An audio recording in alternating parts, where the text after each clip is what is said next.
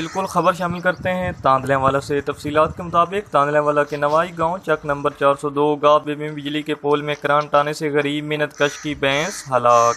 اہل علاقہ کا کہنا ہے کہ پچھلے 8 روز سے پول کے اندر کرنٹ موجود تھا۔ واپڈا والوں کو بارہا اطلاع دی لیکن انہوں نے اس پر کوئی ایکشن نہیں لیا۔ واپڈا کی غفلت اور لاپرواہی کی وجہ سے آج یہ غریب منت کش اپنی 2 سالہ محنت سے محروم ہو گیا۔